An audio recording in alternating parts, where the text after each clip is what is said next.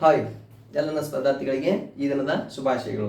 ಈ ದಿನದ ಶುಭಾಶಯಗಳನ್ನು ಕೊಡುತ್ತಾ ಈ ದಿನದ ವಿಶೇಷ ತರಗತಿ ನಮ್ಮ ಭಾರತ ಸಂವಿಧಾನ ರಚನಾ ಸಭೆ ಏನಾಗತ್ತಲ್ಲಿ ನಮ್ಮ ಭಾರತ ಸಂವಿಧಾನದ ರಚನಾ ಸಭೆ ಕುರಿತು ನೋಡೋಣ. It means constituent assembly to creation of constituent assembly for the purpose of to create our constitution. ನಮ್ಮ ಭಾರತ ಸಂವಿಧಾನ ರಚನೆ ಮಾಡಾಕ ಸಂವಿಧಾನ ರಚನಾ ಸಭೆ ಬೇಕು. ಹಾಗಾಗಿ ಅದರ ಬಗ್ಗೆ ನೋಡೋಣ. ಓಕೆ, ಹಿಂದಿನ ತರಗತಿ ಆಲ್ರೆಡಿ ಹೇಳಿದ್ವಿ. It means what are the major historical acts implemented by the Britain government when they were ruled in India.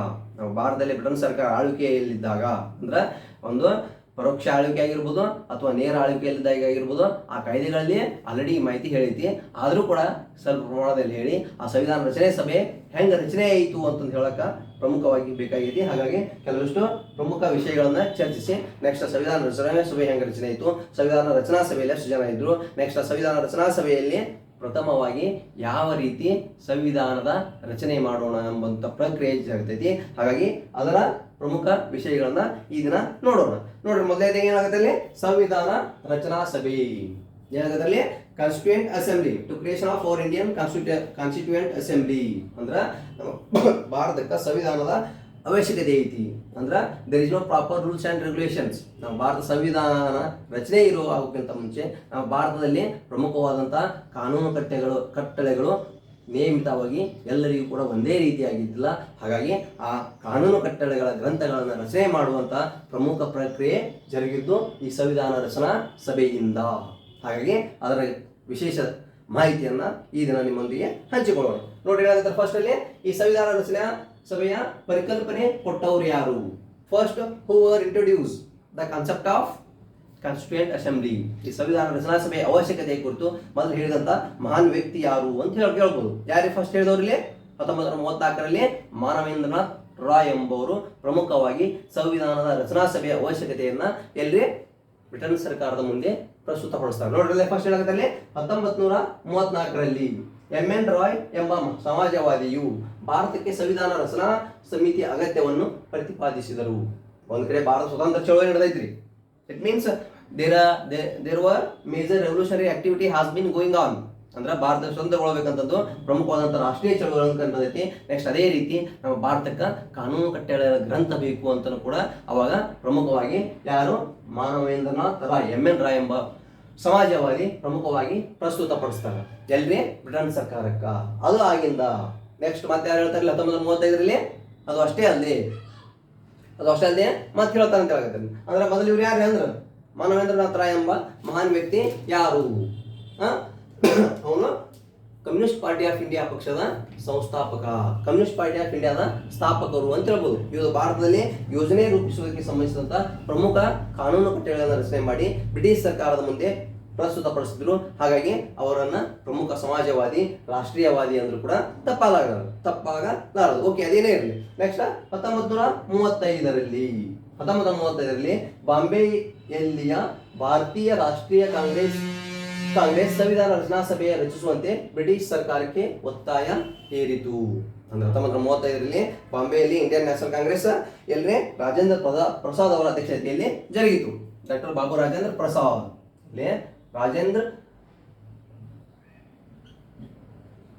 ಅವರ ಅಧ್ಯಕ್ಷತೆಯಲ್ಲಿ ಡಾಕ್ಟರ್ ಬಾಬು ರಾಜೇಂದ್ರ ಪ್ರಸಾದ್ ಅವರ ಅಧ್ಯಕ್ಷತೆಯಲ್ಲಿ ಇಲ್ಲಿ ಇಂಡಿಯನ್ ನ್ಯಾಷನಲ್ ಕಾಂಗ್ರೆಸ್ ಬಾಂಬೆ ಅಂದ್ರೆ ಮಹಾರಾಷ್ಟ್ರದಲ್ಲಿ ಜರುಗಿತು.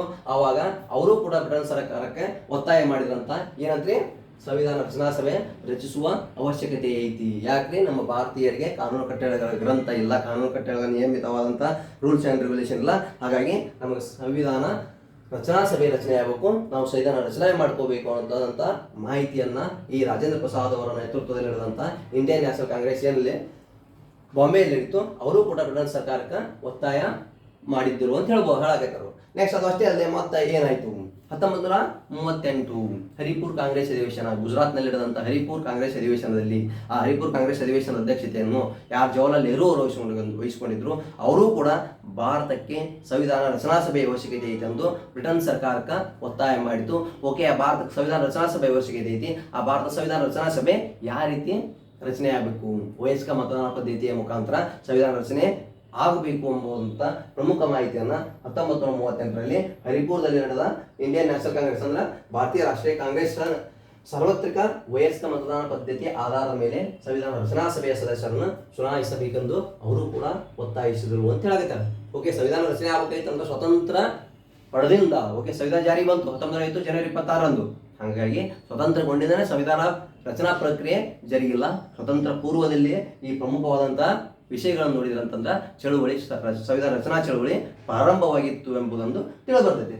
ಹಾಗೆ ನೋಡ್ರಿ 1935ರಲ್ಲಿ ಭಾರತೀಯ ರಾಷ್ಟ್ರೀಯ ಕಾಂಗ್ರೆಸ್ ಬಾಂಬೆಯಲ್ಲಿ ಜರುಗಿತು. ಅಲ್ಲಿಯೂ ಕೂಡ ಸಂವಿಧಾನ ರಚನೆಯ ಪ್ರಮುಖ ಚಳುವಳಿ ಮಾಡುವುದಷ್ಟೇ ಅಲ್ಲದೆ ಸಂವಿಧಾನ ರಚನಾ ಸಭೆ ರಚನೆ ಆಗಬೇಕಂತಂದು ಒತ್ತಾಯ ಮಾಡಿದಂತ ಆಗ್ತಾರ. ನೆಕ್ಸ್ಟ್ 1938ರಲ್ಲಿಯೂ ಕೂಡ ಹರಿಪುರ ಕಾಂಗ್ರೆಸ್ ಅಧಿವೇಶನದಲ್ಲಿಯೂ ಕೂಡ ಜವಾಹರ್ಲಾಲ್ ನೆಹರು ಅವರು ಬ್ರಿಟನ್ ಸರ್ಕಾರಕ್ಕೆ ವಯಸ್ಕ ಮತದಾನ ಪದ್ಧತಿ ಮುಖಾಂತರ ಸಂವಿಧಾನ ರಚನೆ ಆಗಬೇಕಂತಂದು ಒತ್ತಾಯ ಮಾಡಿದ್ರು ಅಂತ ಹೇಳಕತ್ತಾರ.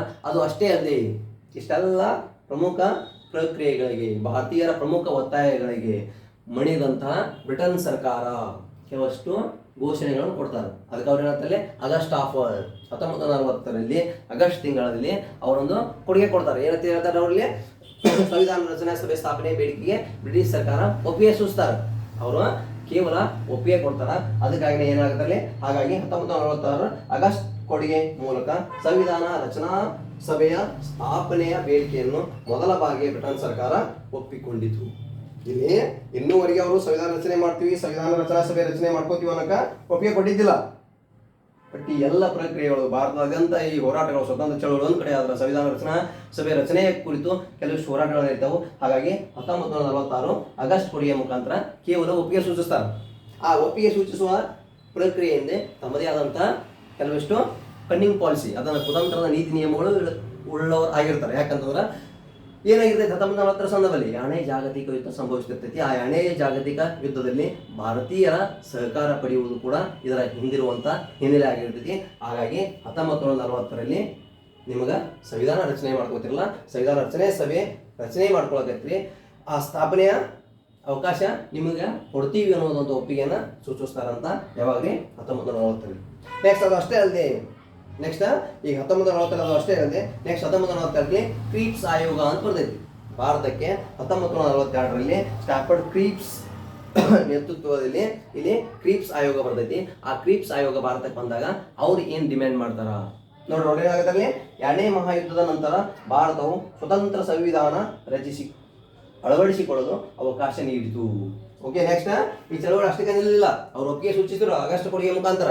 ಈ ಆಗಸ್ಟ್ ಕೊಡುಗೆ ಪ್ರಮುಖವಾದಂತಹ ಇನ್ನೂ ಪ್ರಮುಖ ಅಂಶಗಳನ್ನ ಆ ಕಾಯ್ದೆಗಳನ್ನು ಹೇಳಿದೀನಿ. ಹಾಗಾಗಿ ಜಸ್ಟ್ ಐ ರಿಮೆಂಬರ್ಸ್ ಕೆಲವಷ್ಟು ಪ್ರಮುಖ ಅಂಶಗಳನ್ನ ಜಸ್ಟ್ ರಿಕಾಲ್ ಇಟ್ ಅದಕ್ಕೆ ಹೇಳಕತ್ತೀನಿ. ನೆಕ್ಸ್ಟ್ ಕ್ರೀಪ್ಸ್ ಆಯೋಗ ಬರ್ತೈತಿ. ಯಾರ ನೇತೃತ್ವದಲ್ಲಿ? ಸ್ಟಾಫರ್ಡ್ ಕ್ರೀಪ್ಸ್ ಅವರ ನೇತೃತ್ವದಲ್ಲಿ ಬಂದಂತಹ ಈ ಕ್ರೀಪ್ಸ್ ಆಯೋಗ ಕೂಡ ಭಾರತಕ್ಕೆ ಬಂದು ತಮ್ಮದೇ ಆದಂತಹ ಪ್ರಣಾಳಿಕೆಯನ್ನ ನಮ್ಮ ಭಾರತೀಯರ ಮುಂದೆ ಇಡ್ತಾರೆ. ಏನ್ ಇಡ್ತಾರಂದ್ರಿ? ಎರಡನೇ ಜಾಗತಿಕ ಯುದ್ಧದಲ್ಲಿ ನೀವು ಭಾರತೀಯರು ನಮಗೆ ಸಹಕಾರ ನೀಡಿದ್ರಿ, ಅಂದ್ರೆ ನಮಗ ಯುದ್ಧದಲ್ಲಿ ಸಹಕಾರ ನೀಡಿದ್ರಿ. ಬ್ರಿಟಿಷರ ವಿರುದ್ಧ ನಾವು ಬ್ರಿಟಿಷರು ಅಲ್ಲಿ ಜಪಾನ್ ಜರ್ಮನಿ ಏನು ಯುದ್ಧ ಮಾಡಕತ್ತೀವಲ್ಲ ಅದರಲ್ಲಿ ನೀವು ಭಾಗಿಯಾಗಿ ಅವರ ವಿರೋಧವಾಗಿ ನಮ್ಮ ಸಹಕಾರ ನೀಡಿದ್ರಿ ಅಂತಂದ್ರೆ ನಿಮಗೆ ಸಂವಿಧಾನ ರಚನೆ ಮಾಡ್ಕೊಳಕ, ಸಂವಿಧಾನ ರಚನಾ ಸಭೆ ರಚನೆ ಮಾಡ್ಕೊಳಕ ಅವಕಾಶ ಕೊಡ್ತೀವಿ ಅನ್ನುವಂಥ ಪ್ರಮುಖ ಮಾಹಿತಿಯನ್ನ ಕ್ರೀಪ್ಸ್ ಆಯೋಗ 1942ರಲ್ಲಿ ಕೊಡ್ತೈತಿ. ಬಟ್ ಇದನ್ನ ನಮ್ಮ ಭಾರತೀಯ ರಾಷ್ಟ್ರೀಯ ಕಾಂಗ್ರೆಸ್ ತಿರಸ್ಕರಿಸ್ತೈತಿ. ಇಲ್ಲಿ ನಮ್ಮ ಭಾರತೀಯರು ತಿರಸ್ಕರಿಸ್ತಾರೆ. ಅದು ಅಷ್ಟೇ ಅಲ್ಲದೆ ಮುಸ್ಲಿಂ ಲೀಗ್ನ ಸ್ಥಾಪಕ ಯಾರು? ಮುಸ್ಲಿಂ ಲೀಗ್ ಯಾರು? ಮೊಹಮ್ಮದ್ ಅಲಿ ಜಿನ್ನಾ ಅವರು ಕೂಡ ಇದನ್ನ ತಿರಸ್ಕಾರ ಮಾಡ್ತಾರಂತ. ಅವ್ರು ಯಾಕೆ ತಿರಸ್ಕಾರ ಮಾಡ್ತಾರೆ? ಮೊಹಮ್ಮದ್ ಅಲಿ ಜಿನ್ನಾ ಅವರು ನೀವೇನಾದ್ರೂ ನಮ್ಮ ಸಂವಿಧಾನ ರಚನಾ ಸಭೆ ರಚನೆ ಮಾಡಕ್ಕೆ ಅವಕಾಶ ಕೊಡೋದಾದ್ರ ಮೊದಲ ಭಾರತವನ್ನ ಡಿವೈಡ್ ಮಾಡ್ರಿ. First you are get ready to be divide India and Pakistan. ಭಾರತವನ್ನ ಇಲ್ಲಿ ಹಿಂದೂ ಆಧಾರಿತವಾಗಿ ಮತ್ತು ಮುಸ್ಲಿಂ ಜನಸಂಖ್ಯೆಯನ್ನು ಆಧಾರಿತವಾಗಿ ಎರಡು ರಾಷ್ಟ್ರಗಳನ್ನು ವಿಂಗಡಣೆ ಮಾಡಿ ನೆಕ್ಸ್ಟ್ ನೀವು ಎರಡು ಸಂವಿಧಾನ ರಚನಾ ಸಮಿತಿಯ ಅವಕಾಶ ನೀಡುವುದಾದ್ರ ನಾವು ನಿಮ್ಗೆ ಎರಡನೇ ಜಾಗತಿಕ ಯುದ್ಧದಲ್ಲಿ ಸಹಕಾರ ಕೊಡ್ತೀವಿ ಅನ್ನುವಂಥ ಪರಿಕಲ್ಪನೆಯನ್ನ ಮೊಹಮ್ಮದ್ ಅಲಿ ಜಿನ್ನಾ ಅವರು ಹೇಳ್ತಾರೆ. ಹಾಗಾಗಿ ಈ ಪ್ರಮುಖವಾದಂತಹ ಯಾವ್ದು ಕ್ರೀಪ್ಸ್ ಆಯೋಗ ಕೂಡ ವಿಫಲವಾಗೈತಿ.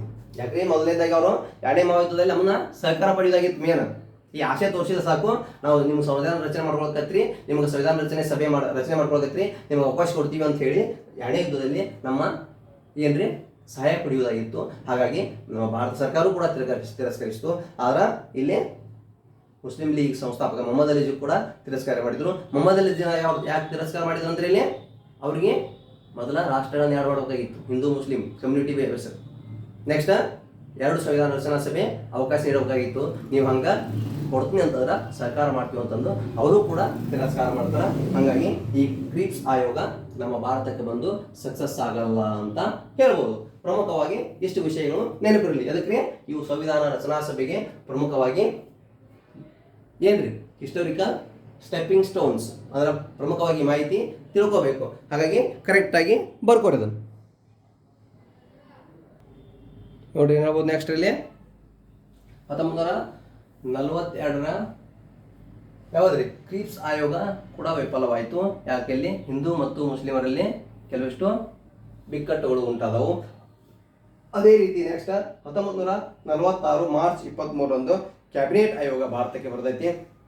ಈ ಕ್ಯಾಬಿನೆಟ್ ಆಯೋಗ ಕೂಡ ಭಾರತಕ್ಕೆ ಬಂದು ಅದು ಕೂಡ ತನ್ನದೇ ಆದಂತಹ ನೀತಿ ನಿಯಮಗಳ ಮುಖಾಂತರ ಭಾರತೀಯರನ್ನ ಮನವೊಲಿಸುವ ಪ್ರಕ್ರಿಯೆಯಲ್ಲಿ ಯಶಸ್ವಿ ಆಗೈತಿ. ನೋಡ್ರಿ ಅದಕ್ಕೆ ಏನಾಗುತ್ತೆ, ಕ್ಯಾಬಿನೆಟ್ ಆಯೋಗ 1946 ಮಾರ್ಚ್ 23ರಂದು ಭಾರತಕ್ಕೆ ಬಂದಂತ ಈ ಕ್ಯಾಬಿನೆಟ್ ಆಯೋಗ. ಈ ಕ್ಯಾಬಿನೆಟ್ ಆಯೋಗದಲ್ಲಿ ಯಾರಿದ್ರಂದ್ರೆ ಒಬ್ಬರು ಫಸ್ಟ್ ಯಾರಿದ್ರೆ ಲಾರ್ಡ್ ಪೆಥಿಕ್ ಲಾರೆನ್ಸ್ ಅವರಿದ್ರು, ಸ್ಟಾಫರ್ಡ್ ಕ್ರೀಪ್ಸ್ ಅವರಿದ್ರು, ನೆಕ್ಸ್ಟ್ AV ಅಲೆಕ್ಸಾಂಡರ್ ಅವರನ್ನು ನೋಡುವಂತ 3 ಜನ ಕಮಿಟಿ. ಅಂದ್ರೆ ಬ್ರಿಟನ್ನ ಪ್ರಧಾನಿ ಯಾರೇ ಕ್ಲೆಮೆಂಟ್ ಆಟ್ಲೆ ಅಭಿಪ್ರಾಯದ ಮೇರೆಗೆ, ಅವರ ಸಲಹೆಯ ಮೇರೆಗೆ ಭಾರತಕ್ಕೆ ಬಂದಂತಹ ಈ 3 ಜನರು ಒಳಗೊಂಡಂತಹ ಕಮಿಟಿ ಈ ಭಾರತಕ್ಕೆ ಬಂದು ಈ ಆಯೋಗ ನಮ್ಮ ಭಾರತೀಯರಲ್ಲಿದ್ದಂಥ ಹಿಂದೂ ಮತ್ತು ಮುಸ್ಲಿಮರಲ್ಲಿರುತ್ತ ಕೆಲವಷ್ಟು ಬಿಕ್ಕಟ್ಟುಗಳನ್ನು, ಕೆಲವಷ್ಟು ವ್ಯತ್ಯಾಸಗಳನ್ನ ಸ್ವಲ್ಪ ಪಟ್ಟಿಗೆ ಸುಧಾರಿಸಿ ಕೆಲವಿಷ್ಟು ತಮ್ಮ ಸ್ವಪ್ರಯತ್ನಗಳೊಂದಿಗೆ ಯಶಸ್ವಿಗೊಳ್ತೈತಿ. ಏನು ಹೇಳೋದ್ರಲ್ಲಿ ಮತ್ತು ಹಿಂದೂ ಮತ್ತು ಮುಸ್ಲಿಮರಲ್ಲಿ ಇರ್ತೈತಲ್ಲ ಈ ಬಿಕ್ಕಟ್ಟುಗಳನ್ನ ಸ್ವಲ್ಪ ಮಟ್ಟಿಗೆ ಸುಧಾರಣೆ ಮಾಡ್ತಾರೆ. ಅಂದ್ರೆ ಆ ಸ್ವಲ್ಪ ಮಟ್ಟಿಗೆ ಸುಧಾರಣೆ ಮಾಡೋದ್ರ ಮುಖಾಂತರ ನೆಕ್ಸ್ಟ್ ಈ ಸಂವಿಧಾನ ರಚನಾ ಸಭೆಯನ್ನ ಸ್ಥಾಪಿಸಲು ಯಶಸ್ವಿ ಆಕೈತಿ. ಹಾಗಾಗಿ ಈ ಸಂವಿಧಾನ ರಚನಾ ಸಭೆ ಯಾವಾಗೈತೆ ಅಂತಂದ್ರೆ ಯಾವ ರೀತಿ ಮಾಡಬೇಕು ಎಂಬುದು ಕೂಡ ಈ ಕ್ಯಾಬಿನೆಟ್ ಆಯೋಗದಲ್ಲಿ ಇದ್ದಂತ ಪ್ರಮುಖ ದ್ವಂದ್ವವಾಗಿರ್ತೈತಿ. ಅಂದ್ರೆ ಈ ಕ್ಯಾಬಿನೆಟ್ ಆಯೋಗಕ್ಕೆ ಸದಸ್ಯರನ್ನ ಆಯ್ಕೆ ಮಾಡಬೇಕಾಗಿತ್ತಲ್ಲ, ಈ ಸದಸ್ಯರನ್ನ ನೇರ ಚುನಾವಣೆಯ ಮುಖಾಂತರ ಮಾಡಬೇಕು ಅಥವಾ ಪರೋಕ್ಷ ಚುನಾವಣೆಯ ಮುಖಾಂತರ ಮಾಡಬೇಕು ಅಥವಾ ಎಲ್ಲ ಸದಸ್ಯರು ನಾಮನಿರ್ದೇಶನಗೊಂಡವರಾಗಿರ್ಬೇಕು. ಈ ಕೆಲವಷ್ಟು ದ್ವಂದ್ವಗಳು ಉದ್ಭವಕ್ಕೂ ಈ ದ್ವಂದ್ವಗಳು ಉದ್ಭವ ಆದಾಗ ಅವ್ರು ಮೊದಲೇ ಮಾಡ್ತಾರೆ ನೇರ ಚುನಾವಣೆಗೆ ಅಂದ್ರೆ ಈ ಕ್ಯಾಬಿನೆಟ್ ಆಯೋಗಕ್ಕೆ ನೇರ ಚುನಾವಣೆ ಮೂಲಕವೇ ಸದಸ್ಯರನ್ನ ಆಯ್ಕೆ ಮಾಡಬೇಕು ಎಂಬುದು ಸೂಕ್ತವೆನಿಸಿರ್ತೈತಿ. ಆಗ ಆ ನೇರ ಚುನಾವಣೆಯ ಮುಖಾಂತರ ನಾವೇನಾದ್ರೂ ಸದಸ್ಯರನ್ನ ಆಯ್ಕೆ ಮಾಡ್ಬೇಕಂತಂದು ಪ್ರಯತ್ನಿಸಿದ್ವಿ ಅಂತಂದ್ರೆ ಇಲ್ಲಿ ಅಧಿಕ ಸಮಯ ವ್ಯರ್ಥ ಆಕೈತಿ. ಅಂದ್ರೆ ಸಂವಿಧಾನವನ್ನು ರಚನೆ ಮಾಡಕ ನೆಕ್ಸ್ಟ್ ನಮ್ಗೆ ಟೈಮ್ ಸಿಗಲ್ಲ, ಸಂವಿಧಾನ ರಚನೆ ಮಾಡಕ ನಮ್ಗೆ ಟೈಮ್ ಸಿಗಲ್ಲ. ನೆಕ್ಸ್ಟ್ ಆಲ್ರೆಡಿ ಆಗಲ್ಲಿ 2ನೇ ಜಾಗತಿಕ ಯುದ್ಧ ನಡೆದೈತಿ. ನೆಕ್ಸ್ಟ್ ನಮ್ಮ ಭಾರತೀಯರನ್ನ ಸಹಕಾರ ಪಡೆಯುವುದು ಕೂಡ ಅವರಲ್ಲಿ ಪ್ರಮುಖವಾದಂಥ ಕುತಂತ್ರ ಆಗಿತ್ತು. ಅಲ್ಲಿ ಮೊದಲ ಏನು ಮಾಡಿದ್ರು, ಅವ್ರನ್ನ ಒಪ್ಕೊಂಡು ಒಟ್ಟಾರೆ ಸದಸ್ಯರನ್ನ ನೇರ ಚುನಾವಣೆ ಮುಖಾಂತರ ಬೇಡ, ಪರೋಕ್ಷ ಚುನಾವಣೆ ಮುಖಾಂತರ ಮತ್ತು ಕೆಲವಷ್ಟು ಜನರನ್ನ ನಾಮನಿರ್ದೇಶನ ಮುಖಾಂತರ. ಅಂದ್ರೆ ಇಲ್ಲಿ ಭಾರತದಲ್ಲಿಂತ ಬ್ರಿಟನ್ ಸರ್ಕಾರದ ಪ್ರಾಂತ್ಯಗಳಿರೋದಿಲ್ಲ, ಭಾರತದಲ್ಲಿಂತ ಬ್ರಿಟನ್ ಸರ್ಕಾರದ ಪ್ರಾಂತ್ಯಗಳಲ್ಲಿ ಪರೋಕ್ಷ ಚುನಾವಣೆ ಮುಖಾಂತರ ಮತ್ತು ದೇಶೀಯ ಸಂಸ್ಥಾನಗಳು ಅಂದ್ರೆ ರಾಜಪ್ರಭುತ್ವದ ಸಂಸ್ಥಾನಗಳು ನಮ್ಮ ದೇಶದಲ್ಲಿ ಇರೋದಿಲ್ಲ, ಅವರಲ್ಲಿರುವಂತಹ ಸದಸ್ಯರನ್ನ ನೇರ ನಾಮನಿರ್ದೇಶನದ ಮುಖಾಂತರ ನೇಮಕ ಮಾಡ್ಕೋಬೇಕು ಎಂಬುವಂಥ ಪ್ರಕ್ರಿಯೆಯನ್ನ ಇವರು ಉದ್ಭವಿಸ್ತಾರೆ. ಅಂದ್ರೆ ಮೊದಲು ಏನ್ ಮಾಡ್ಬೇಕಂದ್ರೆ ಎಲ್ಲರನ್ನೂ ಕೂಡ ನೇರ ಚುನಾವಣೆ ಮುಖಾಂತರ ಎಲೆಕ್ಟ್ ಮಾಡ್ಕೋಬೇಕು ಅನ್ನೋ ಸದಸ್ಯರನ್ನ ಆಯ್ಕೆ ಮಾಡಬೇಕು ಎಂಬಂತ ಪ್ರಮುಖ ಪ್ರಕ್ರಿಯೆಯನ್ನ ಇವರ ಮನದಲ್ಲಿ ಇರ್ತೈತಿ. ಯಾರಿಗೆ ಕ್ಯಾಬಿನೆಟ್ ಆಯೋಗ. ಆದ್ರೆ ಅವ್ರು ಏನ್ ಮಾಡ್ತಾರೆ ಮುಂದೆ ಇಲ್ಲಿ ಈ ಪ್ರಕ್ರಿಯೆ ಯಾವ್ದೇ ಈ ಚುನಾವಣೆ ದೊಡ್ಡ ಪ್ರಮಾಣದಲ್ಲಿ ಆಗೈತಿ. ಈ ಚುನಾವಣೆ ದೊಡ್ಡ ಪ್ರಮಾಣದಲ್ಲಿ ಆಗಿರುವುದರಿಂದ ನೆಕ್ಸ್ಟ್ ನಾವೇನಾದ್ರೂ ಈ ಪ್ರಕ್ರಿಯೆ ಜರುಗಿಸಿದ್ವಿ ಅಂತಂದ್ರೆ ನೆಕ್ಸ್ಟ್ ನಮ್ಗೆ ಸಮಯ ಸಿಗಲ್ಲ, ಅಂದ್ರೆ ಕಾಲ ವಿಳಂಬ ಅಧಿಕ ಪ್ರಮೇಯ ತಗೋದೈತಿ. ಹಾಗಾಗಿ ನೆಕ್ಸ್ಟ್ ಪರೋಕ್ಷ ಚುನಾವಣೆ ಸೂಕ್ತವೆಂದು ಪರೋಕ್ಷ ಚುನಾವಣೆಯ ಮುಖಾಂತರ ನೆಕ್ಸ್ಟ್ ಈ 380 ಸದಸ್ಯರನ್ನ ಚುನಾವಣೆ ಆಯ್ಕೆ ಮಾಡ್ಕೋತಾರೆ. ಅದಕ್ಕೆ ಏನಾಗುತ್ತೆ, ಈ ಆಯೋಗದ ಶಿಫಾರಸಿಗೆ ನೋಡೋದಾಗಿ 1946 ಜುಲೈ ತಿಂಗಳಲ್ಲಿ ಚುನಾವಣೆ ನಡೆದವು. ಚುನಾವಣೆಯಲ್ಲಿ 389 ಸದಸ್ಯರನ್ನು ಹೊಂದಿತ್ತು. ಈ 389 ಸದಸ್ಯರನ್ನು ಆಯ್ಕೆ ಮಾಡುವುದರಲ್ಲಿ ಪ್ರಮುಖವಾಗಿ 2 ಭಾಗವಾಗಿ ವಿಂಗಡಣೆ ಮಾಡ್ತಾರೆ. ಈ 389 ಸದಸ್ಯರ ಓಕೆ, ಈ 380 ಸದಸ್ಯರನ್ನ 2 ಭಾಗವಾಗಿ ವಿಂಗಡಣೆ ಮಾಡ್ತಾರೆ.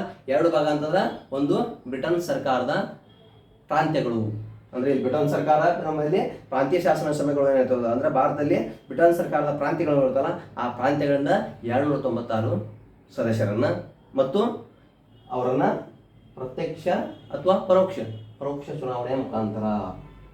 ಅವ್ರನ್ನ ಯಾವ ರೀತಿ ಆಯ್ಕೆ ಮಾಡ್ತಾರೆ? ಇಲ್ಲಿ ಪರೋಕ್ಷ ಚುನಾವಣೆಯ ಮುಖಾಂತರ ಆಯ್ಕೆ ಮಾಡ್ತಾರ. ಅದು ಅಷ್ಟೇ ಅಲ್ಲಿ ಇನ್ನುಳಿದಂತ ದೇಶೀಯ ಸಂಸ್ಥಾನಗಳು ಅಂದ್ರೆ 93 ದೇಶೀಯ ಸಂಸ್ಥಾನಗಳಿದ್ದಂತ ಸದಸ್ಯರನ್ನ ನಾಮನಿರ್ದೇಶಿತ. ಅಂದ್ರೆ ನಾಮನಿರ್ದೇಶಿತ ಅಂದ್ರೆ ಏನ್ರಿ? ಡೈರೆಕ್ಟ್ ಆಗಿ ಯಾವುದೇ ಎಲೆಕ್ಷನ್ ಇಲ್ಲ, ಪ್ರತ್ಯಕ್ಷ ಎಲೆಕ್ಷನ್ ಇಲ್ಲ, ಪರೋಕ್ಷ ಇಲ್ಲ. ಅವ್ರನ್ನ ಡೈರೆಕ್ಟ್ ಆಗಿ ನಾಮನಿರ್ದೇಶಿತ ಮುಖಾಂತರ ಅಂದ್ರೆ ಹೆಸರನ್ನು ಗುರುತಿಸುವ ಮುಖಾಂತರ ಯಾರ್ಯಾರು ಕರೆಕ್ಟ್ ಅನಿಸ್ತಾರ ಆ ದೇಶೀಯ ಸಂಸ್ಥಾನ ಇದ್ದಂತ ರಾಜರನ್ನ ಅಭಿಪ್ರಾಯ ಕೇಳೋದ್ರ ಮುಖಾಂತರ ಇವ್ರನ್ನ ನಾಮನಿರ್ದೇಶನ ಮಾಡ್ಕೊಂತಾರ. ಆದ್ರ ಈ ದೇಶೀಯ ಸಂಸ್ಥಾನಗಳಲ್ಲಿದ್ದಂತಹ ರಾಜರು ಅಂದ್ರೆ ರಾಜಪ್ರಭುತ್ವ ಸಂಸ್ಥಾನಗಳು ಅವರು ಸ್ವತಂತ್ರವಾಗಿರಬೇಕು ಅಂತ ಬಯಸ್ತಾರ. ಅವರು ಈ ಸಭೆಯಲ್ಲಿ ಪಾಲ್ಗೊಳ್ಳುವ ಅವಶ್ಯಕತೆ ಇಲ್ಲ, ನಮಗೆ ಇಂಟ್ರೆಸ್ಟ್ ಇಲ್ಲ ಅನ್ನೋ ಭಾವನೆಯನ್ನು ವ್ಯಕ್ತಪಡಿಸ್ತಾರೆ.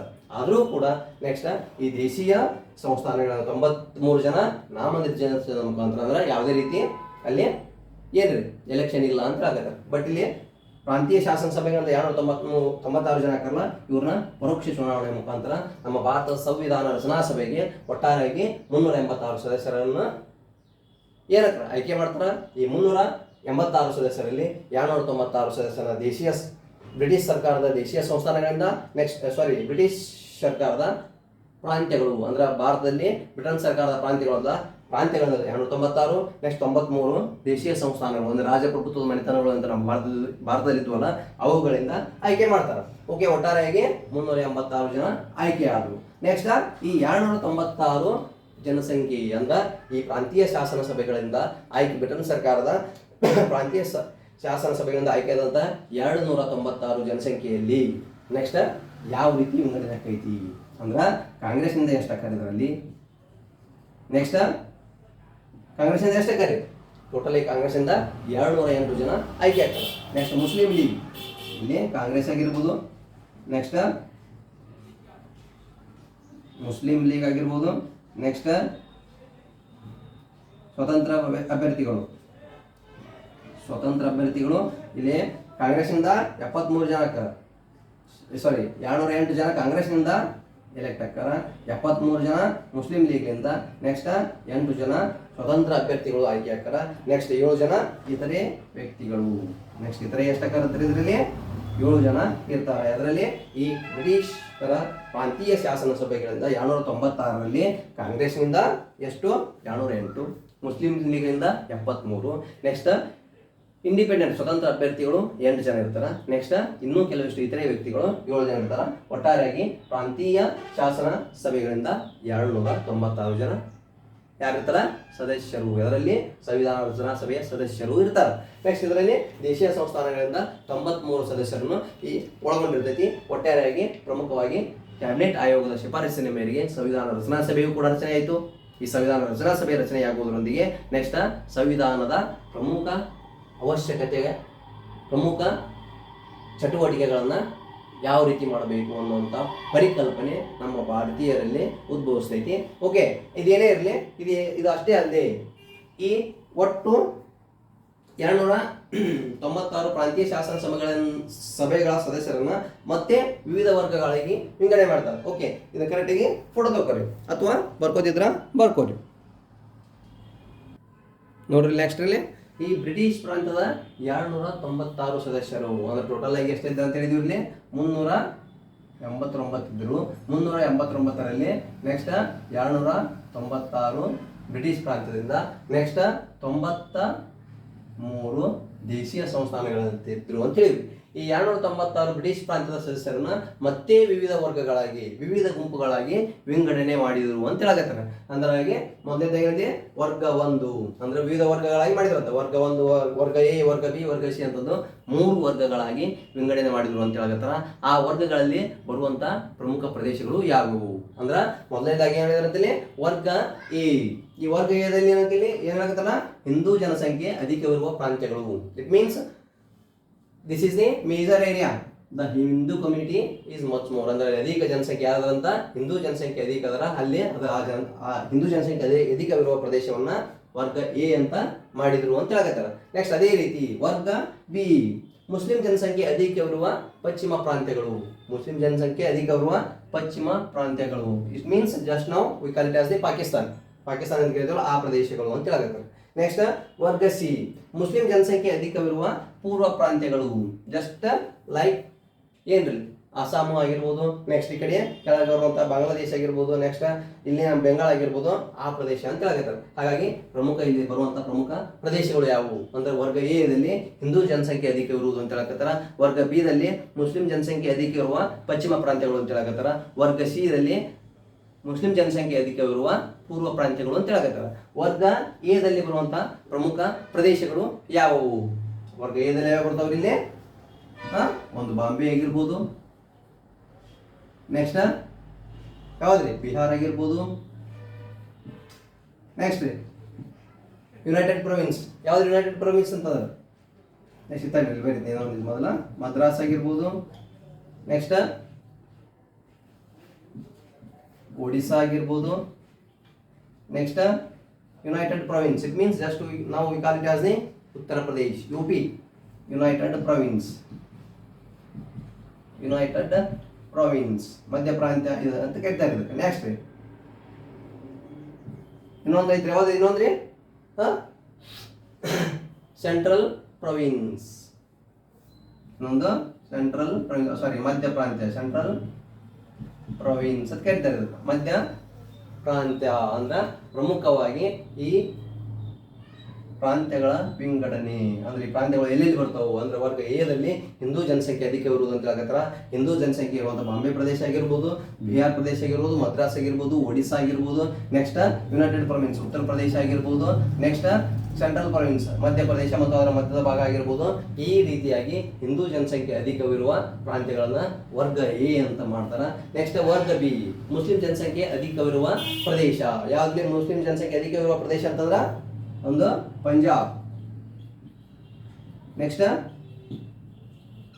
ಸಿಂಧ್, ನೆಕ್ಸ್ಟ್ ಎಲ್ರಿದು ಜಸ್ಟ್ ಲೈಕ್ ನಾವು ಪಾಕಿಸ್ತಾನ ಅಂತ ಕರಿತೀವಲ್ಲ, ಪಾಕಿಸ್ತಾನದ ಪ್ರದೇಶ ನಮ್ಮ ನಾರ್ತ್ ವೆಸ್ಟರ್ನ್ ಫ್ರಾಂಟಿಯರ್ ಪ್ರದೇಶ ಅಂತ ಹೇಳಿ ಹೇಳ್ತೀವಿ. ನೆಕ್ಸ್ಟ್ ವಾಯುವ್ಯ ಪ್ರಾಂತ್ಯ, ವಾಯುವ್ಯ ಪ್ರಾಂತ್ಯ ಇಲ್ಲಿ ಬರುವಂತ ಪ್ರಮುಖ ಪ್ರದೇಶ ಯಾವುದ್ರಿ? ಮುಸ್ಲಿಂ ಜನಸಂಖ್ಯೆ ಅಧಿಕ ಇರುವ ಪಶ್ಚಿಮ ಪ್ರಾಂತ್ಯಗಳು. ಇದಕ್ಕ ನಾರ್ತ್ ವೆಸ್ಟರ್ನ್ ಫ್ರಾಂಟಿಯರ್ ಪ್ರೊವಿನ್ಸಸ್ ಅಂತ ಕರೀತಾರೆ. ಯಾವ್ದಕ್ರಿ? ವಾಯುವ್ಯ ಪ್ರಾಂತ್ಯ. ಇಲ್ಲಿ ಏನು ಪ್ರಮುಖವಾಗಿ ಈ 296 ಜನ ಸದಸ್ಯರನ್ನ ಆಯ್ಕೆ ಮಾಡಿಕೊಂಡಂತ ಪ್ರಮುಖ ಪ್ರದೇಶಗಳು ಅಂತ ಹೇಳ್ಬೋದು. ಈ ರೀತಿ ವಿಂಗಡಣೆ ಮಾಡಿ ಅಲ್ಲಿರುವಂತ ಸದಸ್ಯರನ್ನ ಬ್ರಿಟನ್ ಸರ್ಕಾರ ಪರೋಕ್ಷ ಚುನಾವಣೆ ಮುಖಾಂತರ ಆಯ್ಕೆ ಮಾಡ್ಕೊಂಡಿರ್ತೈತಿ. ಹಾಗಾಗಿ ಈ ಚುನಾವಣೆ ಇದಕ್ಕೆ ಸಂವಿಧಾನ ರಚನೆ ಮಾಡ್ಬೇಕ. ಸಂವಿಧಾನ ರಚನಾ ಸಭೆಗೆ ಸದಸ್ಯರು ಬೇಕಾಗಿರ್ತಾರ. ಆ ಸದಸ್ಯರನ್ನ ಈ ರೀತಿ ಆಯ್ಕೆ ಮಾಡ್ಕೊಂಡಾರ ಅಂತ ಹೇಳ್ಬೋದು. ನೆಕ್ಸ್ಟ್ ಒನ್, ಮುಸ್ಲಿಂ ಜನಸಂಖ್ಯೆ ಅಧಿಕ ಇರುವ ಪೂರ್ವ ಪ್ರಾಂತ್ಯಗಳು. ಯಾವ ಮುಸ್ಲಿಂ ಜನಸಂಖ್ಯೆ ಅಧಿಕ ಇರುವ ಪೂರ್ವ ಪ್ರಾಂತ್ಯಗಳು ಅಂತಂದ್ರ ಈಗ ಒಂದು ಅಸ್ಸಾಂ ಆಗಿರ್ಬೋದು, ನೆಕ್ಸ್ಟ್ ಬೆಂಗಾಲ್. ಈ ಪ್ರದೇಶ ಏನದವಲ್ಲ ಮುಸ್ಲಿಂ ಜನಸಂಖ್ಯೆ ಅಧಿಕ ಇರುವ ಪೂರ್ವ ಪ್ರಾಂತ್ಯಗಳು. ಒಟ್ಟಾರೆಯಾಗಿ ನಮ್ಮ ಸಂವಿಧಾನ ರಚನೆಗೆ ರಚನಾ ಸಭೆ ರಚನೆ ಮಾಡಬೇಕಾಗಿತ್ತು. ಸಂವಿಧಾನ ರಚನಾ ಸಭೆ ರಚನೆ ಇತ್ತು, ಅದರಲ್ಲಿ ಸದಸ್ಯರನ್ನ ಆಯ್ಕೆ ಮಾಡಬೇಕಾಗಿತ್ತು. ಸದಸ್ಯರನ್ನ ಬ್ರಿಟನ್ ಸರ್ಕಾರ ಏನೈತಲ್ಲ ದೇಶದಲ್ಲಿರುವಂಥ ತಮ್ಮ ಬ್ರಿಟಿಷ್ ಪ್ರಾಂತ್ಯಗಳಿಂದ ಈ ರೀತಿ ಆಯ್ಕೆ ಮಾಡಿತ್ತು. ನೆಕ್ಸ್ಟ್ 93 ಸದಸ್ಯರ ಏನದಲ್ಲ ನಮ್ಮ ದೇಶೀಯ ಸಂಸ್ಥಾನ ರಾಜಪ್ರಭುತ್ವದ ಮನೆತನ ಏನದಲ್ಲ ಅಲ್ಲಿಂದ ಆಯ್ಕೆ ಆದ್ರು. ಪ್ರಮುಖವಾಗಿ ಈ ಅಂಶಗಳನ್ನ ನೋಡ್ಕೊಂಡ್ರ ಸಾಕು. ಅಂದ್ರ ಸಂವಿಧಾನ ರಚನಾ ಸಭೆಗೆ ಆಯ್ಕೆಯಾದಂಥ 396 ಜನ ಸಂಖ್ಯೆಯನ್ನ ಯಾವ ರೀತಿ ಆಯ್ಕೆ ಮಾಡ್ಕೊಂಡ್ರು ಅನ್ನೋದನ್ನ ತಿಳಿದು. ಓಕೆ, ಇದು ಅಷ್ಟೇ ಅಲ್ಲದೆ ಈ ಒಟ್ಟಾರೆಯಾಗಿ ಈ 386 ಜನ ಸದಸ್ಯರಲ್ಲಿ 296 389 ಜನ ಒಟ್ಟು ಸದಸ್ಯರಲ್ಲಿ 296 ಜನ ಸದಸ್ಯರನ್ನ ದೇಶೀಯ ಬ್ರಿಟನ್ ಸರ್ಕಾರದ ಪ್ರಾಂತ್ಯಗಳಿಂದ ಮತ್ತು ಇನ್ನೂ 93 ಜನ ಸದಸ್ಯರನ್ನ ನಮ್ಮ ಭಾರತದ ರಾಜಪ್ರಭುತ್ವದ ಮನೆತನಗಳು ದೇಶೀಯ ಸಂಸ್ಥಾನಗಳಿಂದ ಆಯ್ಕೆ ಮಾಡ್ಕೊಂಡ್ರು ಅನ್ನೋದಂಥ ಪ್ರಕ್ರಿಯೆ ಪ್ರಮುಖವಾಗಿ ಇಷ್ಟು ತಿಳಿದ್ರ ಸಾಕು. ಓಕೆ, ಇದು ಅಷ್ಟೇ ಅಲ್ಲದೆ ಈ ಸಂವಿಧಾನ ರಚನಾ ಸಭೆಯಲ್ಲಿ ಸದಸ್ಯರು ಯಾವ್ಯಾವ ಕಮ್ಯುನಿಟಿಯವರು ಇದ್ರು, ಇಲ್ಲಿ ಯಾವುದೇ ರೀತಿಯಾದಂತಹ ಒಂದೇ ಕಮ್ಯುನಿಟಿ ಒಂದೇ ಜಾತಿಯವರು ಇದ್ರು ಅಂತ ಬರ್ಕೋರಿ. ಕರೆಕ್ಟಾಗಿ ಬರ್ಕೋರಿ ಅಥವಾ ಫೋಟೋ ತಗೋರಿ. ಓಕೆ, ಇಲ್ಲಿ ಯಾವುದೇ ರೀತಿಯಾದಂಥ ಒಂದೇ ಜಾತಿ ಒಂದೇ ವರ್ಗದವರು ಇದ್ರು ಅಂತ ಹೇಳಕ್ಕಾಗಲ್ಲ. ಯಾಕಂದ್ರೆ ಇಲ್ಲ ಎಲ್ಲ ಜಾತಿಯ ವರ್ಗದವರು ಇತ್ತು, ಎಲ್ಲ ಜಾತಿಗೆ ಪ್ರಾಧಾನ್ಯತೆ ಇತ್ತು. ಹಾಗಾಗಿ ಇಲ್ಲಿ ಈ 396 ಏನದಲ್ಲ ಈ 396ರಲ್ಲಿ ಎಲ್ಲ ವರ್ಗದವರು ಇದ್ರು. It may be Hindu or Muslim or Christian or Parsi or ಯಾವುದ್ರಿ ಬುಡಕಟ್ಟು ಜನಾಂಗ or Christianity or SC ST ಈ ಎಲ್ಲ ಸಮುದಾಯ ಅಂದ್ರೆ ಇನ್ನು ಮಹಿಳಾ ವರ್ಗ ಎಲ್ಲ ಸಮುದಾಯದ ಪ್ರಮುಖವಾದಂತಹ ಪ್ರಾಧಾನ್ಯತೆಯ ಆಧಾರದ ಮೇಲೆ ಪ್ರಾಧಾನ್ಯತೆ ಕೊಟ್ಟಿದ್ರು. ಹಾಗಾಗಿ ಈ ಎಲ್ಲ ವರ್ಗದ ಸಮುದಾಯದ ಜನರು ಸದಸ್ಯರು ಈ ಸಂವಿಧಾನ ರಚನಾ ಸಭೆಯಲ್ಲಿ ಭಾಗಿಯಾಗಿದ್ರು ಎಂಬುದು ಪ್ರಮುಖವಾಗಿ ತಿಳಿಯಬೇಕಾದಂಥ ವಿಷಯ. ಇಲ್ಲಿ ಯಾಕಂತಂದ್ರೆ ಇಲ್ಲಿ ಯಾವುದೇ ರೀತಿಯಾದಂಥ ಜಾತೀಯತೆ ಆಧಾರದ ಮೇಲೆ ಯಾವುದೇ ಒಂದು ಕಮ್ಯುನಿಟಿಗೆ ಪ್ರಾಧಾನ್ಯತೆ ಕೊಟ್ಟಿದ್ದಲ್ಲ, ಎಲ್ಲ ಸಮುದಾಯಕ್ಕೆ ಪ್ರಾಧಾನ್ಯತೆ ಕೊಟ್ಟಿದ್ರು ಎಂಬುದನ್ನು ಪ್ರಮುಖವಾಗಿ ತಿಳ್ಕೊಂಡ್ರೆ ಸಾಕು. ಈ ರೀತಿಯಾಗಿ ನಮ್ಮ ಸಂವಿಧಾನ ರಚನಾ ಸಭೆಗೆ ಪ್ರತಿನಿಧಿಗಳನ್ನ ಆಯ್ಕೆ ಮಾಡಿದ್ರು ಅಂತ ಹೇಳ್ಬೋದು. ಓಕೆ, ಅದೇನೇ ಇರಲಿ, ನೆಕ್ಸ್ಟ್ ಈ ಸಂವಿಧಾನ ರಚನಾ ಸಭೆಗೆ 389 ಜನ ಆಯ್ಕೆ ಆದರು. ನೆಕ್ಸ್ಟ್ ಯಾವ ಪ್ರಕ್ರಿಯೆಗಳನ್ನು ಕೈಗೊಂಡ್ರು ಎಂಬುದನ್ನು ಹೇಳೋಣ. ಇದನ್ನ ಬರ್ಕೋರಿ ಕರೆಕ್ಟಾಗಿ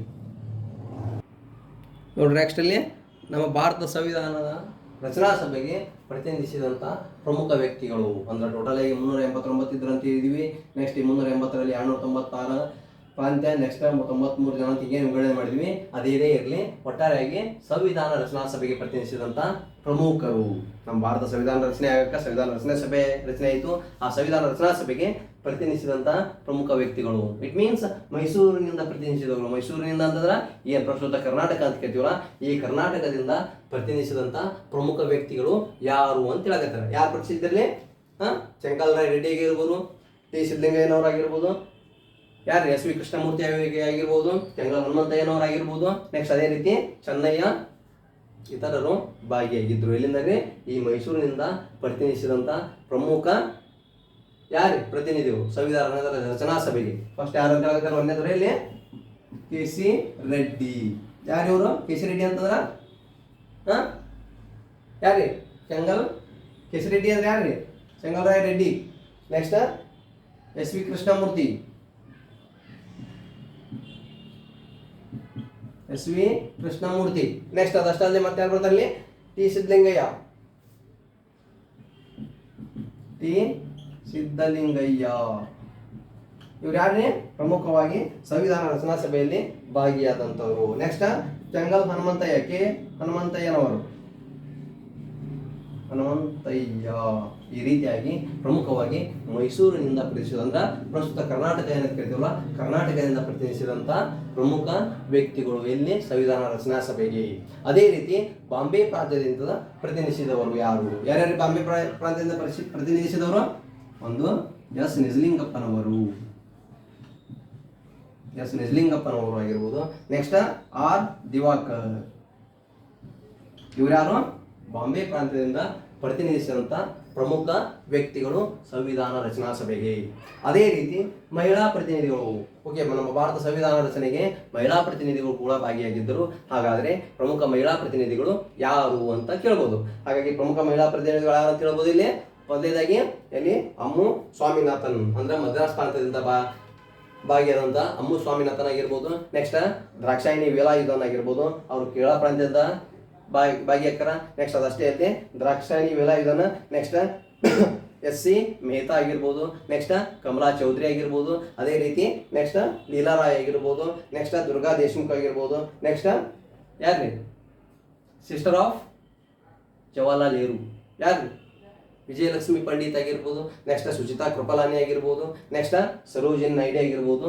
ಹಲವು ಮಹನೀಯರು ಮಹಿಳಾ ಪ್ರತಿನಿಧಿಗಳಾಗಿ ಭಾಗಿಯಾಗಿದ್ದಾರೆ. ಹಾಗಾಗಿ ಆ ಪ್ರಮುಖ ಮಹಿಳಾ ಪ್ರತಿನಿಧಿಗಳು ಒನ್ ಬೈ ಒನ್ ನೋಡ್ರಿ. ಯಾರ್ಯಾರು? ಫಸ್ಟ್ ಇಲ್ಲಿ ಪ್ರಮುಖ ಮಹಿಳಾ ಪ್ರತಿನಿಧಿಗಳು ಯಾರಿಲ್ಲಿ? ಅಮ್ಮು ಸ್ವಾಮಿನಾಥನ್, ಅಮ್ಮು ಸ್ವಾಮಿನಾಥನ್. ಎಲ್ಲಿಂದ ಭಾಗಿಯಾದ್ರಂತ್ರಿ ಇವರಲ್ಲಿ? ಮದ್ರಾಸ್ ಪ್ರಾಂತ್ಯ. ನೆಕ್ಸ್ಟ್ ರೀ ದ್ರಾಕ್ಷಾಯಿಣಿ ವೇಲಾಯುಧನ್. ಇವರು ಎಲ್ಲಿಂದರೆ? ಕೇರಳ ಪ್ರಾಂತ್ಯದಿಂದ, ಕೇರಳ ಪ್ರಾಂತ್ಯ. ನೆಕ್ಸ್ಟ್ ಅದು ಅಷ್ಟೇ ಅಲ್ಲದೆ ದುರ್ಗಾಬಾಯಿ ದೇಶಮುಖ್, ದುರ್ಗಾಬಾಯಿ ದೇಶಮುಖ್. ಇವರು ಎಲ್ಲಿಂದರೆ? ದುರ್ಗಾಬಾಯಿ ದೇಶಮುಖ, ಮದ್ರಾಸ್ ಪ್ರಾಂತ್ಯ. Next S C Mehta, H C Mehta ಅವರು ಎಲ್ಲಿಂದರಿ? ಬಾಂಬೆ ಪ್ರಾಂತ್ಯ. ನೆಕ್ಸ್ಟ್ ರೀ ಎಲ್ಲ ಪ್ರಮುಖ ಮಾಹಿತಿ ಬರ್ಕೋತಿದ್ರ? ಬರ್ಕೋಬೇಡ. ಇಲ್ಲಿ ಮೈಸೂರಿನಿಂದ ಪ್ರತಿನಿಧಿಸಿದವರು ಯಾರು, ನೆಕ್ಸ್ಟ್ ಬಾಂಬೆಯಿಂದ ಯಾರು, ನೆಕ್ಸ್ಟ್ ಮಹಿಳಾ ಪ್ರತಿನಿಧಿಗಳು ಯಾರು ಅಂತಂದು ಬರೀ ಹೇಳಕತ್ತಿದ್ದೀನಿ. ಹಾಗಾಗಿ ಪ್ರಮುಖವಾಗಿ ಅವನ್ನ ಬರ್ಕೋರಿ. Just you have to note it. These are the major information when you are preparing for competitive exams, ನೀವು ಏನಾದರೂ ಸ್ಪರ್ಧಾತ್ಮಕ ಪರೀಕ್ಷೆಗಳಿಗೆ ತಯಾರಿ ನಡೆಸುವಂಥ ಸ್ಪರ್ಧಾರ್ಥಿಗಳಾಗಿದ್ರಿ ಅಂತಂದ್ರೆ 100% ಆಗಿ ಸ್ಪರ್ಧಾತ್ಮಕ ಪರೀಕ್ಷೆಗಳಲ್ಲಿ ಕೇಳಿದ ಪ್ರಶ್ನೆಗಳು ಯಾವ್ಯಾವ್ದ್ರ ಬಗ್ಗೆ ಸುಚಿತಾ ಕೃಪಲಾನಿ ಆಗಿರ್ಬೋದು, ನೆಕ್ಸ್ಟ್ ವಿಜಯಲಕ್ಷ್ಮಿ ಪಂಡಿತ್ ಆಗಿರ್ಬೋದು, ನೆಕ್ಸ್ಟ್ ಸರೋಜಿನಿ ನಾಯ್ಡು ಆಗಿರ್ಬೋದು. ಸರೋಜಿನಿ ನಾಯ್ಡು ಅವ್ರಿಗೆ ಏನಂತ ಕರಿತಾರೆ, ಭಾರತದ ಕೋಗಿಲೆ. ನೋಡಲಿ ನೆಕ್ಸ್ಟ್ ಮಹಿಳಾ ಪ್ರತಿನಿಧಿಗಳನ್ನ ಪ್ರಮುಖವಾಗಿ ಬರ್ಸಕತ್ತಿದ್ದೆ. ಹಾಗಾಗಿ ಇನ್ನು ಯಾರ್ಯಾರು ಅದಾರ ಮೊದಲು ಇವನ್ನ ನೋಡಿದ್ರಿ, ಅದು ಅಷ್ಟೇ ಅಲ್ಲದೆ ನೆಕ್ಸ್ಟ್ ಯಾರು ಅಂತ ಹೇಳ್ಬೋದು ಇಲ್ಲಿ 4ನೇ ಫಸ್ಟ್ ಎಸ್ ಸಿ ಮೆಹ್ತಾ ಅವರು ಆಯ್ತು. ನೆಕ್ಸ್ಟ್ ಕಮಲಾ ಚೌಧರಿ, ಕಮಲಾ ಚೌಧರಿ ಆಗಿರ್ಬೋದು. ಕಮಲಾ ಚೌಧರಿ ಅವರು ಎಲ್ಲಿಂದ ಪ್ರತಿಷ್ಠೆ ಇದರಲ್ಲಿ ಕಮಲಾ ಚೌಧರಿ ಎಲ್ಲಿಂದ ರೀ, ಯುನೈಟೆಡ್ ಪ್ರೊವಿನ್ಸ್, ಇಟ್ ಮೀನ್ಸ್ ಉತ್ತರ ಪ್ರದೇಶದಿಂದ ಪ್ರತಿನಿಧಿಸಿದಂಥ ಮಹಿಳೆ ಯಾರು, ಕಮಲಾ ಚೌಧರಿ ಅವರು. ಅದು ಅಷ್ಟೇ ಅಲ್ಲದೆ ನೆಕ್ಸ್ಟ್ ಯಾರು ಬರ್ಬೋದು ಅದರ ಎಲ್ಲಿನ ಲೀಲಾ ರಾಯ್ ಆಗಿರ್ಬೋದು. ನೆಕ್ಸ್ಟ್ ರೀ ಲೀಲಾ ರಾಯ್ ಅಷ್ಟೇ ಅಲ್ಲದೆ ನೆಕ್ಸ್ಟ್ ರೀ ಯಾವ ಇವರು ಲೀಲಾ ರಾಯ್ ಅವರು ಎಲ್ಲಿಂದ ಪ್ರತಿನಿಧಿಸಿದರು, ಬಂಗಾಳ ಪ್ರಾಂತ್ಯದ ಪ್ರತಿನಿಧಿಯಾಗಿ ಇವರು ಮಹಿಳಾ ಪ್ರತಿನಿಧಿಯಾಗಿ ಪ್ರತಿನಿಧಿಸಿದರು ಅಂತ ಹೇಳ್ಬೋದು. ನೆಕ್ಸ್ಟ್ ದುರ್ಗಾದೇವಿ ದೇಶ್ಮುಖ್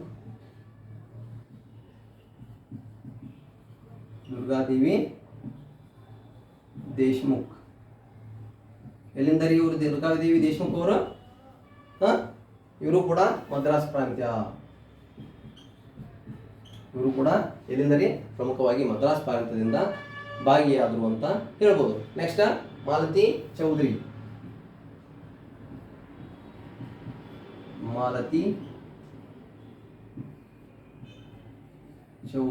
ಬರ್ಸಿನಂದ್ರೆ ಇಲ್ಲ ಕಮಲಾ ಚೌಧರಿ. ಮಾಲತಿ ಚೌಧರಿ ಅವರು ಎಲ್ಲಿಂದ ಪ್ರತಿನಿಧಿಸಿದ್ರೆ, ಮಾಲತಿ ಚೌಧರಿ ಅವರು ಒಡಿಸ್ಸಾ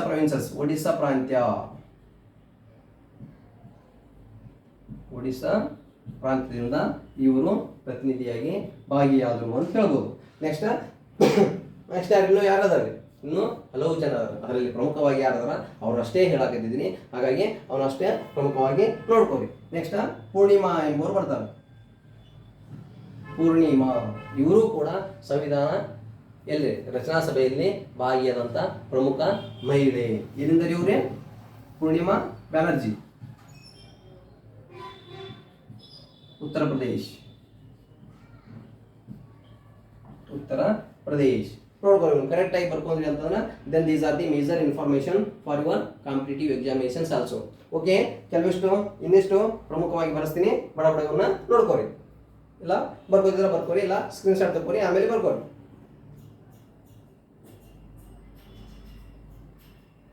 ತೆಗಿಲ್ರಿ. ಓಕೆ, ನೆಕ್ಸ್ಟ್ ಪ್ರಮುಖವಾಗಿ ಇರುವಂತ ವ್ಯಕ್ತಿಗಳು ರಾಜ್ಕುಮಾರಿ ಅಮೃತ್ ಕೌರ್.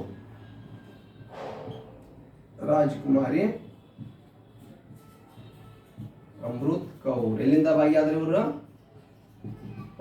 ಇವರ ಬಗ್ಗೆ ಏನಾದರೂ ಸ್ವಲ್ಪ ಮಾಹಿತಿ ಇದ್ರ ಅಂದ್ರೆ ರಾಜ್ಕುಮಾರ್ ಅಮೃತ್ ಕೌರ್ ಅವರು ಕೂಡ ಇಲ್ಲಿ ಮಹಿಳಾ ಪ್ರತಿನಿಧಿಯಾಗಿ ಇಲ್ಲೇ ಸಂವಿಧಾನ ರಚನಾ ಸಭೆಯಲ್ಲಿ ಕೂಡ ಭಾಗಿಯಾದರು. ಅದು ಅಷ್ಟೇ ಅಲ್ಲದೆ ಇವರು ಎಲ್ಲಿಂದರೆ ಮದ್ರಾಸ್ ಪ್ರಾಂತ್ಯದಿಂದ ಭಾಗಿಯಾದರು. ಇವರು ಏನದಲ್ಲಿ ಸ್ವತಂತ್ರ ಭಾರತದ ಮೊದಲ ಆರೋಗ್ಯ ಸಚಿವರು. ಇವರು ಎಲ್ಲಿಂದ ಭಾಗಿಯಾದರು, ಮದ್ರಾಸ್ ಪ್ರಾಂತ್ಯದಿಂದ. ನೆಕ್ಸ್ಟ್ ಸ್ವತಂತ್ರ ಭಾರತದ ಮೊದಲ ಆರೋಗ್ಯ ಸಚಿವರು ಅಂತ ಕರಿಬೋದು ಇವ್ರನ್ನ. ಯಾರಂದ್ರೆ ರಾಜ್ಕುಮಾರಿ ಅಮೃತ್ ಕೌರ್. ಓಕೆ, ಅದು ಅಷ್ಟೇ ಅಲ್ಲದೆ ನೆಕ್ಸ್ಟ್ ಯಾರಲ್ಲಿ ಸುಚಿತಾ ಕೃಪಲಾನಿ. ಇವ್ರು ಯಾರು, ಸುಚಿತಾ ಕೃಪಲಾನಿ ಕೇಳಿರ ಹೆಸರಿಲ್ಲರ? ಕೃಪಲಾನಿ ಯಾರು, ಸುಚಿತಾ ಕೃಪಲಾನಿ ಎಂಬುವರು ಯಾರು? ಇವರು ಕೂಡ ಇಲ್ಲಿ ಯುನೈಟೆಡ್ ಪ್ರೊವಿನ್ಸ್ ಅಂದ್ರೆ ಉತ್ತರ ಪ್ರದೇಶ ಅಂತ ಕರಿತೀವಲ್ಲ ಅಲ್ಲಿಂದ ಭಾಗಿಯಾಗಿದ್ರು. ಅವರು ಕೂಡ ಯಾರೇ ಎಲ್ಲಿಂದ ಇವರು ಯುನೈಟೆಡ್ ಪ್ರೊವಿನ್ಸ್. ಇವ್ರು ಯಾರ್ರಿ ಪ್ರಮುಖವಾಗಿ ಫಸ್ಟ್ ಸಿಎಂ ಆಫ್ ಉತ್ತರ ಪ್ರದೇಶದ ಪ್ರಥಮ ಯಾರು ಮುಖ್ಯಮಂತ್ರಿ ಯಾರು, ಸುಚಿತಾ ಕೃಪಲಾನಿ. ನೆಕ್ಸ್ಟ್ ಅದಷ್ಟೇ ಇಲ್ಲಿ ನೆಕ್ಸ್ಟ್ ವಿಜಯಲಕ್ಷ್ಮಿ ಪಂಡಿತ್. ಯಾರ್ಯಾವರು ವಿಜಯಲಕ್ಷ್ಮಿ ಪಂಡಿತ್ ಅವರು?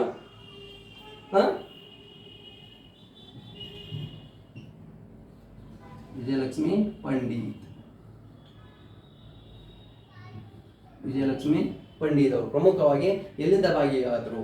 ಇವರು ಕೂಡ ಯಾವುದೇ ಯುನೈಟೆಡ್ ಪ್ರಾವಿನ್ಸ್ ಅಂದ್ರೆ ಇವರು ಕೂಡ ಉತ್ತರ ಪ್ರದೇಶದಿಂದ ಭಾಗಿಯಾದರು. ಇವರು ವಿಶ್ವಸಂಸ್ಥೆಯ ಸಾಮಾನ್ಯ ಸಭೆಯ ಅಧ್ಯಕ್ಷತೆ ವಹಿಸಿದಂತ ಮೊದಲ ಮಹಿಳೆ. ಯಾರೇ? ಈ ವಿಜಯಲಕ್ಷ್ಮಿ ಪಂಡಿತ್ ಅವರು ಉತ್ತರ ಪ್ರದೇಶ ಪ್ರಾಂತ್ಯದಿಂದ ಈ ಸಂವಿಧಾನ ರಚನಾ ಸಭೆಯಲ್ಲಿ ಭಾಗಿಯಾದರು. ಇವರು ವಿಶ್ವಸಂಸ್ಥೆಯಲ್ಲಿ ಯಾವ್ದಾದ್ರು ಸಾಮಾನ್ಯ ಸಭೆಯ ಅಧ್ಯಕ್ಷತೆ ವಹಿಸಿದಂತ ಪ್ರಥಮ ಮಹಿಳೆ ಅಂದ್ರ ಯಾರೇ? ವಿಜಯಲಕ್ಷ್ಮಿ ಪಂಡಿತ್. ಹಾಗಾಗಿ ಇವೇನದವಲ್ಲ 3, 9, 10, 11 ನೆನಪಿಟ್ಟು ರಾಜ್ಕುಮಾರ್ ಅಮೃತ್ ಕೌರ್ ಆಗಿರ್ಬೋದು, ಸುಚಿತಾ ಕೃಪಲಾನಿ ಆಗಿರ್ಬೋದು, ನೆಕ್ಸ್ಟ್ ವಿಜಯಲಕ್ಷ್ಮಿ ಪಂಡಿತ್. ಈ ರಾಜ್ಕುಮಾರ್ ಅಮೃತ್ ಕೌರ್ ಮದ್ರಾಸ್ ಪ್ರಾಂತ್ಯದಿಂದ, ಹಾಗಾಗಿ ಇವರು ಭಾರತ ಸ್ವತಂತ್ರ ಸಿಕ್ಕಿಂದ ಸ್ವತಂತ್ರ ಭಾರತದ ಮೊದಲ ಆರೋಗ್ಯ ಸಚಿವರಾಗಿದ್ರು. ನೆಕ್ಸ್ಟ್ ಸುಚಿತಾ ಕೃಪಲಾನಿ ಅವರು ಯುನೈಟೆಡ್ ಪ್ರಾವಿನ್ಸ್ ಅಂದ್ರೆ ಉತ್ತರ ಪ್ರದೇಶದಿಂದ ಭಾಗಿಯಾದರು. ಇವರು ಉತ್ತರ ಪ್ರದೇಶದ ಪ್ರಥಮ ಮುಖ್ಯಮಂತ್ರಿಯಾಗಿದ್ದರು. ನೆಕ್ಸ್ಟ್ ವಿಜಯಲಕ್ಷ್ಮಿ ಪಂಡಿತ, ಇವರು ಕೂಡ ಉತ್ತರ ಪ್ರದೇಶ ಪ್ರಾಂತ್ಯದಿಂದ ಭಾಗಿಯಾಗಿದ್ರು. ಇವರು ಎಲ್ಲಿ ಯಾರಂತ ಇಲ್ಲಿ ವಿಶ್ವಸಂಸ್ಥೆ ಸಾಮಾನ್ಯ ಸಭೆಯ ಅಧ್ಯಕ್ಷರಾದ ಮೊದಲ ಮಹಿಳೆ. This is major important question. ಎಷ್ಟು ನೋಡ್ಕೋರಿ, ಇವರೆಲ್ಲ ಮಹಿಳಾ ಪ್ರತಿನಿಧಿಯಾಗಿ ಸಂವಿಧಾನ ರಚನಾ ಸಭೆಯಲ್ಲಿ ಭಾಗಿಯಾದಂಥ ಪ್ರಮುಖ ವ್ಯಕ್ತಿಗಳು. ಓಕೆ, ಸಂವಿಧಾನ ರಚನಾ ಸಭೆಯಲ್ಲಿ ಸದಸ್ಯರಾಗದ ಪ್ರಮುಖ ವ್ಯಕ್ತಿಗಳು ಯಾರು? ಸದಸ್ಯರಾಗದವರು ಯಾರು ಅಂದ್ರೆ ಯಾರಾದ್ರಿ? ಸದಸ್ಯರಾಗದವರು ಯಾರು? ಸದಸ್ಯರಾಗಿಲ್ಲ ಅಂತವ್ರು. ಅವ್ರು ಯಾರು ಪ್ರಮುಖವಾಗಿ? ಸಂವಿಧಾನ ರಚನಾ ಸಭೆಯಲ್ಲಿ ಯಾರು ಕೂಡ ಅವರು ಸದಸ್ಯರೇ ಆಗಿಲ್ಲ. ಆ ಸದಸ್ಯರಾಗದ ವ್ಯಕ್ತಿಗಳು ಯಾರು? ಮೊದಲನೇದಾಗಿ ಮಹಾತ್ಮ ಗಾಂಧೀಜಿ. ಯಾರೇ? ಮಹಾತ್ಮ ಗಾಂಧೀಜಿ. ನೆಕ್ಸ್ಟ್ ಮೊಹಮ್ಮದ್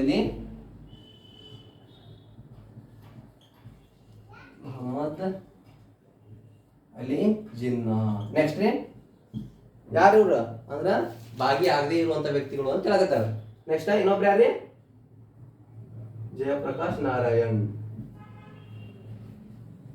ಜಯಪ್ರಕಾಶ್ ನಾರಾಯಣ್ ಯಾರು ಇವ್ರಂತಲ್ಲಿ ಭಾಗಿಯಾಗದ ವ್ಯಕ್ತಿಗಳು. ಸಂವಿಧಾನ ರಚನಾ ಸಭೆಯಲ್ಲಿ ಭಾಗಿಯಾಗದ ವ್ಯಕ್ತಿಗಳು ಯಾರಂತಂದ್ರ 3 ಜನ. ಅವರು ಮಹಾತ್ಮ ಗಾಂಧೀಜಿ, ಮೊಹಮ್ಮದ್ ಅಲಿ ಜಿನ್ನಾ, ಇನ್ನೊಬ್ರು ಯಾರ್ಲಿ? ಜಯಪ್ರಕಾಶ್ ನಾರಾಯಣ್. ಇಷ್ಟು ಮಾಹಿತಿ ಕರೆಕ್ಟ್ ಆಗಿ ನೋಡ್ಕೊಂಡ್ರಿ ಅಂತಂದ್ರ these are the major questions. ಏನು ಸಂವಿಧಾನ ರಚನಾ ಸಭೆ ಏನೈತಲ್ಲ, ಈ ಸಂವಿಧಾನ ರಚನಾ ಸಭೆಯಲ್ಲಿ ಪ್ರಮುಖವಾಗಿ ಕ್ವಶನ್ ಅರೈಸ್ ಅದು ಅಂತಂದ್ರ ಇವಾಗ ಏನು ಹೇಳಿದ್ವಲ್ಲ, ಇಷ್ಟರ ಮೇಲೆ ಕರೆಕ್ಟ್ ಆಗಿ ನೋಡ್ಕೊಂಡ್ರಿ ಅಂತಂದ್ರ ಇದರ ಮೇಲೆ ಕ್ವಶನ್ ಅರೈಸ್ ಆಕವು. ಹಾಗಾಗಿ ಕರೆಕ್ಟ್ ಆಗಿ ನೋಡ್ಕೋರಿ. ಅದು ನೋಡ್ರಿ, ಇಷ್ಟು ಕರೆಕ್ಟಾಗಿ ನೋಡ್ಕೋರಿ. Then I will try to continue next class. ಇಷ್ಟು ಕರೆಕ್ಟಾಗಿ ನೋಡ್ಕೋರಿ. ನೆಕ್ಸ್ಟ್ ಇನ್ನೇನಿಲ್ಲ, ಸಂವಿಧಾನ ರಚನಾ ಸಭೆ ರಚನೆ ಆಯಿತು. 389 ಜನರಿದ್ರು. ಅದರಲ್ಲಿ ಬ್ರಿಟಿಷ್ ಪ್ರಾಂತ್ಯದಿಂದ, ದೇಶೀಯ ಸಂಸ್ಥಾನಗಳಿಂದ ಯಾವ್ಯಾವ ರೀತಿ ಇದ್ರು ಅನ್ನೋದು ಎಲ್ಲ ಮಾಹಿತಿ ಗೊತ್ತಾಯಿತು. ನೆಕ್ಸ್ಟ್ ಕರಡು ಸಮಿತಿ ರಚನೆ ಆಕೈತಿ. ನೆಕ್ಸ್ಟ್ ಸಂವಿಧಾನದ ಪ್ರಸ್ತುತಪಡಿಸುವಿಕೆ, ಪಾರ್ಲಿಮೆಂಟ್ನಲ್ಲಿ ಪ್ರಸ್ತುತ ಅಂದ್ರೆ ಪ್ರೆಸೆಂಟ್ ಮಾಡೋದು. ಅಂದ್ರೆ ಪ್ರಥಮ ವಾಚನ, ದ್ವಿತೀಯ ವಾಚನ, ತೃತೀಯ ವಾಚನ ಅಂತ ಬರ್ತೈತಿ. ಅಲ್ಲಿ ಪ್ರಸ್ತುತಪಡಿಸೋ ಪ್ರಕ್ರಿಯೆ ಐತಿ. ಅದನ್ನ ಮುಂದಿನ ತರಗತಿಯಲ್ಲಿ ಪ್ರಾರಂಭಿಸ್ತೀನಿ. ಹಾಗಾಗಿ ಇದನ್ನ ಕರೆಕ್ಟ್ ಆಗಿ ನೋಡ್ಕೊರಿ. If it feels right, whatever we are going to be discuss here, ನಾವು ಹೇಳೋದು ತರಗತಿ, ಬೋಧನೆ ಮಾಡಿದ ತರಗತಿ ಕರೆಕ್ಟ್ ಅನಿಸಿತ್ತು ಅಂತಂದ್ರೆ ನೀವು ಲೈಕ್ ಮಾಡಿರಿ, ಸಬ್ಸ್ಕ್ರೈಬ್ ಮಾಡಿರಿ, ನೆಕ್ಸ್ಟ್ ಶೇರ್ ಮಾಡಿರಿ ಅಂತ ಹೇಳ್ತಾ ಮತ್ತೊಮ್ಮೆ ಎಲ್ಲ ನನ್ನ ಸ್ಪರ್ಧಾರ್ಥಿಗಳಿಗೆ ವಂದನೆಗಳು.